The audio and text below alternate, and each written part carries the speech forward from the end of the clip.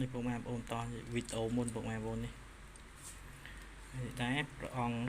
ចាញ់មានដែរពុកម៉ែបងប្អូនសាងពីឆ្នៃប្រើសពុកម៉ែបងប្អូន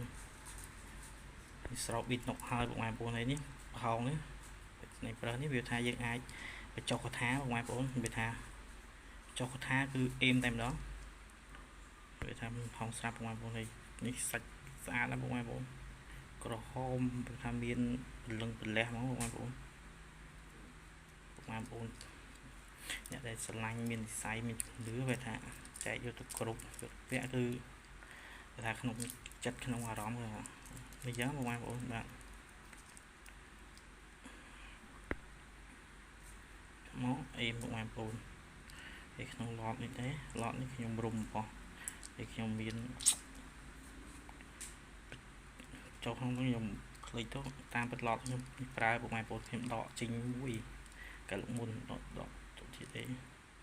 នេះពុកម៉ែបងប្អូននេះពុកម៉ែបងប្អូននេះជាខ្សែអង្កាំសាងពីភ្លុកដំរីពុកម៉ែបងប្អូនប្រភេទវាហៅលេវឬកប៉ែនណាម៉ូតណាត់6លី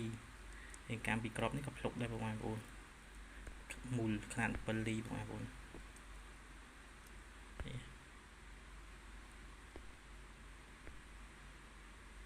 មើលបងប្អូនមានកលាសំណាញ់ឲ្យច្បាស់លាស់បងប្អូនដូចថតទីវាបងប្អូននេះអាចឆាតតាម Telegram មកចាំខ្ញុំនេះស្រួលថតច្បាស់អញ្ចឹងបងប្អូនខ្សែនេះជាវឈុតចេះក៏បានជាវតែព្រះអង្គចេះក៏បានបងប្អូនបាទតម្លៃសំរុំបងប្អូននេះមេបតោបងប្អូនគោមខ្លាឃ្មុំគោមនេះក៏ខ្ញុំចែកពីបងបានមកគូមកបងប្រុសនៅខាងណាទេគាត់ធ្លាប់ជាវខ្ញុំច្រើនដងដែរគាត់ចែកខ្ញុំចែកឲ្យគាត់មកខាងតែចែកគាត់ទៅខាងគឺស្អាតហើយខាងនេះដែរមានស្នាមពីធម្មជាតិបងប្អូនប្រភេទកាចបងប្អូនគឺខំគ្នាឬខំចំណីមិនបាក់បងប្អូនតាន់ស្រោបជាមេម្តងស្រោបវានុកនេះជាគោមខ្លាឃ្មុំចាយន់តែថាបោះបងប្រុសនៅខាងទឹកខ្មៅគាត់ផ្ញើចែកជាវបងប្អូនពេលហើយគាត់ក៏សុបដូរជាមួយខ្នាយខ្ញុំនោះទៅចឹងបងប្អូនមានស្អីអាចចែកបានបាទហើយនេះជាប្របាទជ័យវរ្ម័នទី7បាទសាងពីសាងពីថ្កៀមដំរីបងប្អូនចម្លាក់ស្អាតបាទជ័យវរ្ម័ននេះវាថាសម្រាប់អ្នកដែលគ្រប់ខាងពុទ្ធសាសនាវាថានេះធួថាចាប់ពីបាទជ័យវរ្ម័នទី7ព្រះអង្គលើថាប្រទេសខ្មែរយើងកាន់យកកាន់សាសនាពុទ្ធចឹងបងប្អូន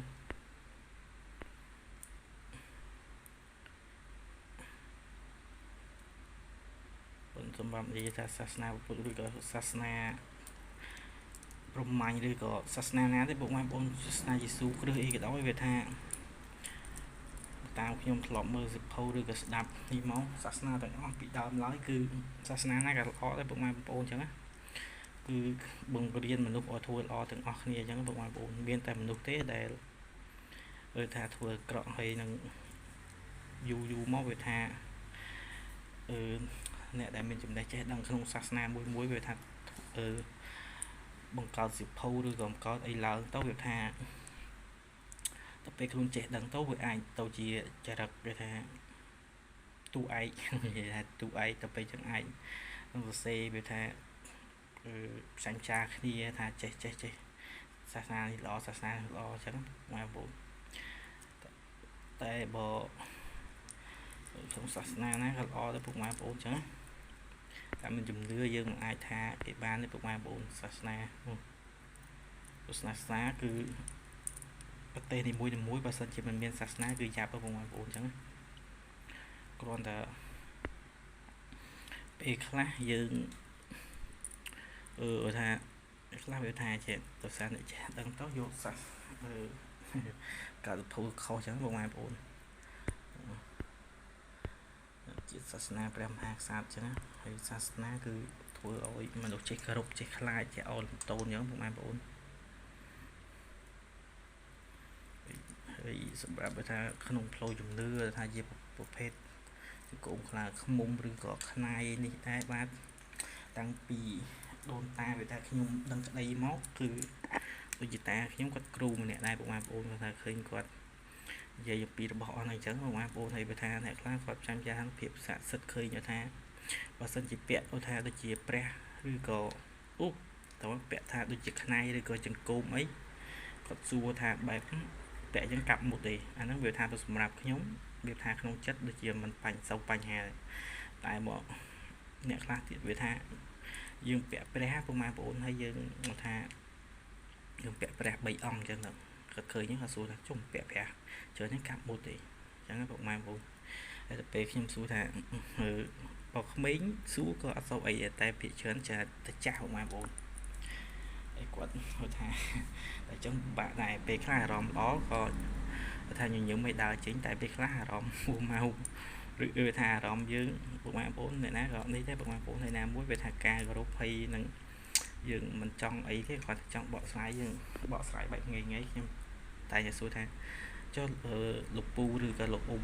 កាន់សាសនាអ្វីដែរដូចជនជាតិអ្វីដែរថាគឺជាខ្មែរហើយកាន់សាសនាគេថាកាន់សាសនាពុទ្ធបាទដល់ពេលហើយខ្ញុំថាមិនមែនពូមិនកាន់សាសនាពុទ្ធទេគេថាមិនមែនរបស់គាត់កាន់ពុទ្ធសាសនាគេថាគាត់ទៅគាត់ទៅវ៉ាដូនតាគាត់ចឹងហើយក៏ខ្ញុំថាបើកាន់សាសនាពុទ្ធអត់ដែលបង្រៀនវាថាការគោរពបូជាព្រះអង្គគាត់ថាពាក់បដិមាអីឬក៏នេះចឹងបងប្អូនមានក្នុងគម្ពីរណាដែលថាពាក់ព្រះហើយថាសួរថាកាប់មុតអត់ទេអញ្ចឹងពាក់នេះខ្ញុំពាក់នេះឬក៏បងអ្នកដែលមានជំនឿពាក់វាថាពាក់ដើម្បីអារម្មណ៍ស្ងប់ដើម្បីអារម្មណ៍ល្អអញ្ចឹងពាក់ដើម្បីរលឹកនឹកគុណដល់ព្រះអង្គដែលបានត្រាស់ដឹងបង្រៀនមនុស្សឲ្យធ្វើល្អប្រព្រឹត្តល្អពុកម៉ែបងប្អូនអញ្ចឹងមានពាក់ដើម្បីកាប់ណាពុកម៉ែបងប្អូនពាក់ដើម្បីសេចក្តីសុខអញ្ចឹងតែបើថាសួរថាពាក់កាប់មុតអត់ថាកាប់មុតហើយតែបើថាកាប់មានអ្នកណាគេឲ្យកាប់ទេអញ្ចឹងពាក្យដូចថាពាក្យថាសង្គ្រាមអញ្ចឹងសង្គ្រាមពាក្យសម្ដីឬក៏សង្គ្រាមការបាញ់ប្រហារអីអញ្ចឹងមួយគឺតែងតែមានតូននឹងមកបងប្អូនអញ្ចឹងមកគាត់សួរអញ្ចឹងពេលខ្លះបងប្អូនថាសួរកាប់មុតអត់ដឹងទេតែដោះព្រះអង្គទុកសិនលេងគ្នាបានរឿងហ្នឹងនិយាយមកថារឿងប្រវត្តិខុសខលនេះវាអាចចាប់ទុកថានេះដែរអញ្ចឹងខ្ញុំអញ្ចឹងបងប្អូនគាត់ថាយើងម្នាក់ស្ដីស្ងប់អញ្ចឹងបងប្អូនយល់ថាយើងមិនមានជំនឿគ្រប់ឆ្លាញ់ទេយើងធម្មតាបងប្អូនអញ្ចឹងហើយជំនឿបាទជំនឿជឿដោយបញ្ញាបងប្អូនបើយើងជឿខុសមិនបានពិចារណាត្រឹមត្រូវវាអាចធ្វើឲ្យខាតបង់លុយកាក់និងវាថាជាគ្រោះជានេះបងប្អូនមិនបានសេចក្តីសុខទៅបានជាអីទុកគឺថាទុកស័ក្តិសិទ្ធខ្ញុំមានហើយថាសួរថាកាប់មុតដូចចេះអត់ទេបងប្អូនសេចក្តីស្លាប់មានគ្រប់គ្នាมันអាចជៀសបានទេបាទមានអ្វីថិតថេរឆ្អាមតែអញ្ចឹងបងប្អូនវាថាឈឺទៅពេទ្យដូចគ្នាបងប្អូនអញ្ចឹងយើងទៅពេទ្យយើងទៅអីអស់ចិត្តគ្រាន់តែពេលខ្លះពេទ្យមិនថាតណាថាយើងឈឺតែពេទ្យឆ្លោះមើលមិនឃើញអីមើលមិនឃើញអាហ្នឹងចាំយើងសម្រាប់តែបងប្អូនអ្នកកាន់ជំនឿឬក៏ខ្មែរយើងពីដើមមកផ្សារភ្ជាប់គ្នាបងប្អូនដូចថាពុទ្ធសាសនាទោះយើងឥឡូវតែពុទ្ធកាន់ពុទ្ធសាសនាតែព្រហ្មញ្ញសាសនាដូចផ្សារភ្ជាប់អញ្ចឹងបងប្អូនឃើញថាគេធ្វើកម្មវិធីមួយឬក៏ថាឡើងផ្ទះការបុណ្យអីអញ្ចឹងពីតែតែក្រុងពលីអញ្ចឹងបងប្អូនថាសុំឡើងផ្ទះអញ្ចឹងបងប្អូនអញ្ចឹងយំមិនអាចថាបាត់មួយណាអត់មួយណាតែបងប្អូនអញ្ចឹងណាហើយជំនឿអីក្នុងផ្លូវជំនឿដែរបើសម្រាប់ខ្ញុំអ្នកខ្លះគាត់គឺថាគាត់អត់យល់អញ្ចឹងគាត់ថាគាត់ឃើញគេពាក់អញ្ចឹងគាត់គ្រាន់តែចង់ពាក់ដែរមើលពីកែមិនអាហ្នឹងវាថាមានសេចក្តីមានជំនឿចេញពីចិត្តគ្រប់ពីចិត្តអីចឹងបងប្អូននេះ អ្នកខ្លះទៅគាត់យកទៅរិស័យគាត់ល្អវាថាចំមកពេលគាត់ថាហេងហ្នឹងនិយាយពាក្យថាហេងហ្នឹងហើយបងប្អូនគាត់យកទៅគាត់រកស៊ីមានបានតិចជុំអញ្ចឹងគាត់ថាគ្រប់បូជីអញ្ចឹងបងប្អូនតែទៅពេលឲ្យថាចំមកពេលរិស័យគាត់ដាក់អរិយគាត់ជន់ទៅគាត់អាចមកទោសថាគាត់ថាគាត់ជាព្រះអង្គទៅឬក៏ខ្នាយហ្នឹងគាត់ថាតបងចង្រៃចេះចុះឯគ្រូមួយចំនួនថាចេះចុះទៀតគាត់វាថាកលៀតចាំងមកម៉ែពូចឹងយល់គេថាអាពេលគុណយកដំរីពេលគុណពេលបនយកដំរីពេលមកជាស្រ័យម៉ែពូពេលគុណយកដំរីទៅបនពេលស្រន់យកពងន់ថ្វាយចឹងបងប្អូនណាអ្នកខ្លះទៀតគាត់ថាសម័យនេះហើយពេលអីថាបងគ្មានសង្គ្រាមគ្មានអីអញ្ចឹងសម័យនេះហើយគឺសម័យសុខសន្តិភាពបាទបងប្អូនខ្ញុំទូស្គាល់តែយើងរកគិតថាចេះវិញអញ្ចឹងបងប្អូនណាឧទាហរណ៍ថារបស់នេះជារបស់ដូនតាយើងគ្រប់ពីដើមមកអញ្ចឹងថាសាបមកតែវាថាពេលយើងមានទុកអញ្ចឹងយើងវាថាយើងមានសុខមានទុករួមទុកដល់ពេលមានសុខយើងបោះបង់ចោលអញ្ចឹងមែនបងប្អូនអញ្ចឹងមកគិតទៅយើងជាថាមនុស្សដែលអាត្មានិយមបងប្អូនអញ្ចឹងវាថាគ្រាក្រស្មោះស្ម័គ្រតែដល់ពេលមានទៅផ្សេងអញ្ចឹងខ្លីទៅវាថាហ្នឹងនិយាយហ្នឹងរមឹកគុណអញ្ចឹងបងប្អូន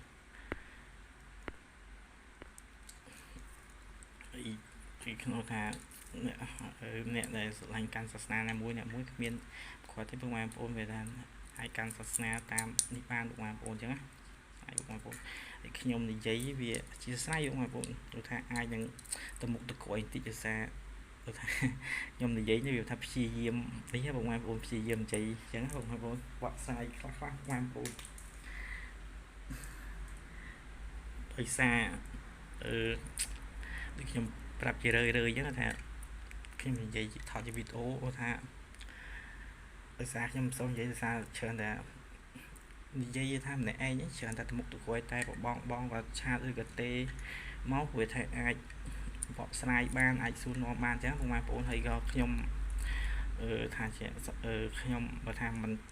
បង្រៀនគេប្រាប់ឲ្យភាគច្រើនគាត់ថាគាត់សួរពីអ្វីមួយអញ្ចឹងខ្ញុំតែងតែសួរគាត់ថាខ្ញុំតែងប្រាប់គាត់ថា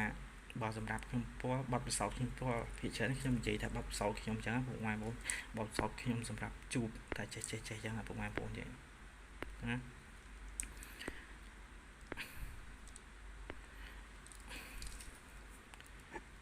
មនុស្សម្នាក់មានរសនិយមខុសគ្នាមានថ្ងៃខែឆ្នាំកំណើតកើតខុសគ្នាអញ្ចឹងបងប្អូនកើតថ្ងៃដូចគ្នាម៉ោងដូចគ្នាក៏ខុសវិនាទី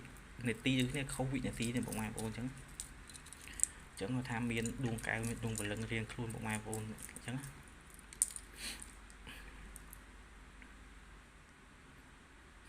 និស្ស័យផ្សេងគ្នាអញ្ចឹងបងប្អូនអ្នកខ្លះរស់និយមវាថាដូចអ្នកខ្លះគាត់ចូលចិត្តគឺថានិយាយមកថាសម្លៀកបំពាក់ឬក៏ថាការហូបចុកអីក៏ចូលចិត្តប្រៃផ្អែមសាបអីចឹងបងប្អូនអញ្ចឹងសំខាន់គឺថាអ្វីដោយឲ្យដែលយើងធ្វើដោយត្រឹមត្រូវមិនប៉ះពាល់អ្នកដទៃហើយធ្វើទៅវាបានសុខសម្រាប់យើងសេចក្តីសុខក្នុងក្រុមគ្រួសារយើងពុកម៉ែបងប្អូនធ្វើទៅអញ្ចឹងណាតែបើធ្វើហើយវាថាសុខខ្លួនឯងតែប៉ះពាល់អ្នកដទៃអាហ្នឹងវាមិនត្រឹមត្រូវទេពុកម៉ែបងប្អូនអាហ្នឹងគេថាអាត្មាជុំមិនថាយើងមិនអាចគិតថាអាណាងាប់ទៅអធិស្ឋានមកបងខ្ញុំនិយាយពាក្យក៏ក្រក់ស្ដាប់ថាណាងាប់ទៅឲ្យតែអញរស់នឹងជាពាក្យសម្រាប់មនុស្សដែល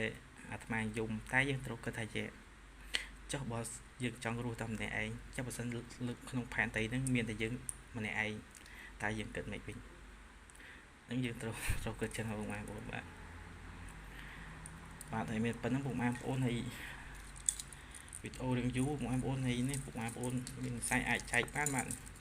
ចឹងបងប្អូនហើយវីដេអូនេះក៏អត់សូវបានបង្ហាញតែបងប្អូនមានខ្នានេះហើយអេមកមកធូនបងប្អូនគូនេះកធុកនេះអង្គនេះឲ្យពុកម៉ែបងប្អូនមានខ្សែបាទ ចាំឆាតតាម Telegram មកចាំខ្ញុំដាក់លេខពុកម៉ែបងប្អូនសារវីដេអូនេះរៀងយូរពុកម៉ែបងប្អូនហើយពិបាកផុសពុកម៉ែបងប្អូនបាទហើយក៏ជាស្រ័យដែរពុកម៉ែបងប្អូនខ្លះគាត់ខលមកតាមលេខខ្ញុំមិនបានទទួលបានលើកអញ្ចឹងពុកម៉ែបងប្អូនភាសាខ្ញុំរពលពុកម៉ែបងប្អូនហើយពុកម៉ែបងប្អូនលោកកាបគាត់ទៅថាចំពេលខ្ញុំណែខ្ញុំលើកអញ្ចឹងពុកម៉ែតែបើពុកម៉ែបងប្អូនវាថាជាទូទៅវាថាល្ងាចមក6ហ្នឹងខ្ញុំទំនេរអញ្ចឹងពុកម៉ែបងប្អូនពុកម៉ែបងប្អូនអាចឆាតមកតាម Telegram មកអាហ្នឹងគាត់ថាពេលទំនេរខ្ញុំចូលមើលទូតបអញ្ចឹងពុកម៉ែបងប្អូនបាទជាស្រ័យពុកម៉ែបងប្អូនសម្រាប់ការនេះពុកម៉ែបងប្អូនបាទបងđã sang ពីឆ្អឹងខ្លាបងប្អូនប្លាក់ចាស់បងប្អូនសាច់អេល្អបងប្អូនបាទហើយចឹងមានតែប៉ុណ្្នឹងទេពុកម៉ែបងប្អូនហើយពុកម៉ែបងប្អូនមានចំណាប់អារម្មណ៍អីចាំតាក់ទងមកបាទហើយមកថាវត្ថុទាំងអស់នេះមានអាស្រ័យតាមតម្លៃអញ្ចឹងពុកម៉ែបងប្អូនរបស់ខ្លះតម្លៃសមរម្យមិនថ្លៃណាស់ទេបងប្អូនគឺជាភេទខ្នាយអញ្ចឹងមានតាមប្រភេទរបស់អញ្ចឹងបងប្អូនមានថាទូចឬក៏ធំទេរបស់ខ្លះវាអាស្រ័យទៅតាមទំហំរបស់ខ្លះទៀតអាស្រ័យទៅតាមរបស់អញ្ចឹងបងប្អូនតាមរបស់អញ្ចឹងគាត់ថាសម្រាប់អ្នកដែលមានជំនឿនិយាយនេះបងប្អូនបានហើយហ្នឹងហើយបងប្អូនមានប៉ុណ្ណឹងវីដេអូនេះប្រហែលជាវីដេអូដែលវែងក្នុងសម្រាប់តែខ្ញុំវីដេអូខ្ញុំផុសព្រោះវាឡើង16នាទីជា17នាទីទេបាទចឹងមានតែប៉ុណ្្នឹងទេពុកម៉ែបងប្អូនហើយបើខ្ញុំនិយាយទៅមានការលើលូខ្វះខាតសូមពុកម៉ែបងប្អូនខន្តីអភ័យទោសផងបាទហើយសូមអរគុណពុកម៉ែបងប្អូនដែលតាមដានជួយចុច Subscribe របស់ខ្ញុំបាទចឹងមានតែប៉ុណ្្នឹងទេពុកម៉ែបងប្អូនបាទសូមអរគុណសូមជម្រាបលា